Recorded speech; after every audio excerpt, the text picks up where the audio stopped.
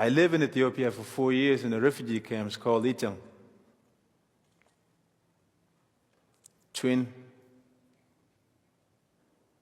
they get to enjoy their one-day meals because food was provided by the UN Refugee Agency. My little sister and I, we enjoyed luxury of going to school under the tree where we had to scratch our ABCs on the ground. But something unusual was coming. The civil war erupted in Ethiopia in 1991 on May 26, I remember very well. That's the day that I lost contact with my mom, my brothers, and many of my siblings, and everybody ran separate directions. I ran towards Sudan by myself. I was about the age of 13. I walked in a flooded season, day in, day out, until I find a military base that had food and water and also security, and I didn't hesitate to join, and I became a child soldier. I spent months in a military base. My work was very basic. We prepare food, and sometimes we clean guns for the guys who really participate on a regular basis in fightings. But a huge battle came to our area, our military camps, where they killed most of my friends that I sleep with them in the same blankets every day, Madalat and Nyankur. I ran so fast until I forgot where I was going. That day was a turning point for me. That's when I asked myself, if I stay here in this country, Sudan, my life is going to end like Madalat and Nyankur. That's the day that I decided to really attach myself to the band of boys who were going to Ethiopia to seek for safety. We walked 520 miles. We were digging encampments and corpses who would try to risk our lives. Luckily, we got to Ethiopia, and we met a man who was driving a truck. We gave him a few bucks, and then he put us in his trucks, took us across Ethiopia all the way to the border, Ethiopia and Kenya. So we find other trucks, and they took me across Kenya, and then they took me to the refugee camps called Dadaab Ifo. Dadaab was a very desert place. Barely tree there. 120 degrees every day. I find it tough to live there, but I had hopes to be there because we heard there was an opportunity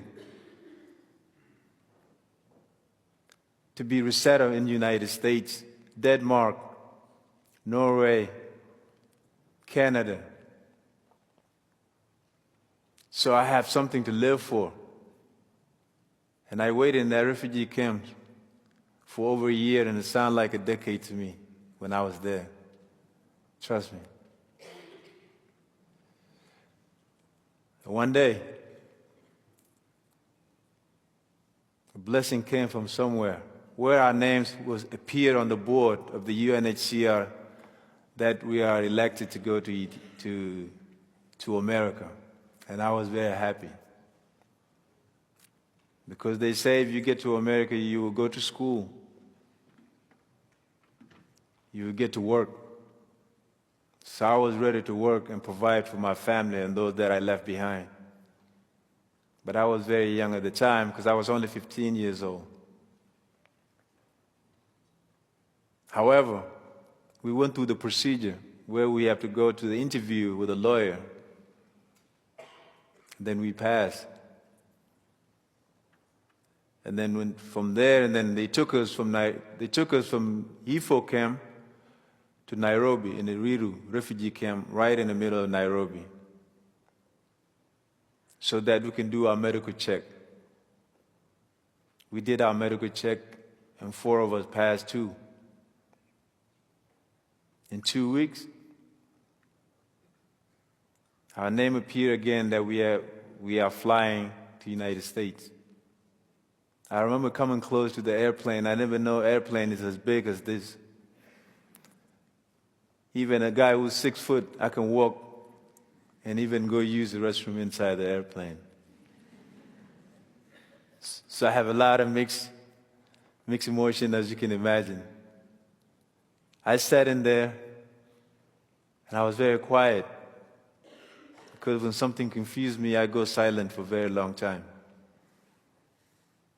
I couldn't believe this machine going to lift me up and take me all the way to a different land. And it did that evening. And I landed in JFK. Not to live there, but to make a connection to go to where our sponsor was, which is Des Moines, Iowa. When I got to JFK, I never seen a place where I can't distinguish night and day because it was so bright with so many lights. I'm seeing so many people walking many different directions. I don't know where they're going or where they're coming from, dragging suitcases. And here I am carrying the plastic bags. When we were in refugee camp, I thought Paul can speak good English. So Paul went around, tried to make a connection, asking these guys, do you know Des Moines, Iowa?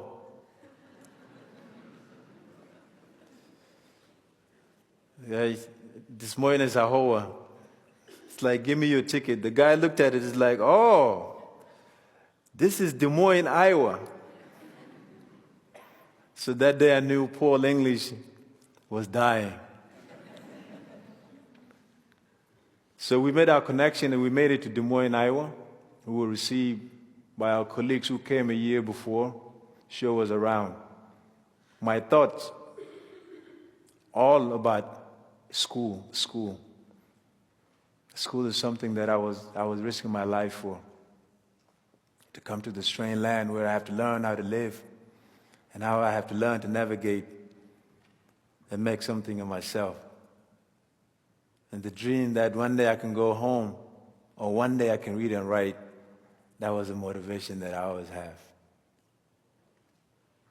I'm glad I can tell this story to you guys, not in my mother tongue, in your language. I was 16 years old. I was put in a class with American kids, Cambodian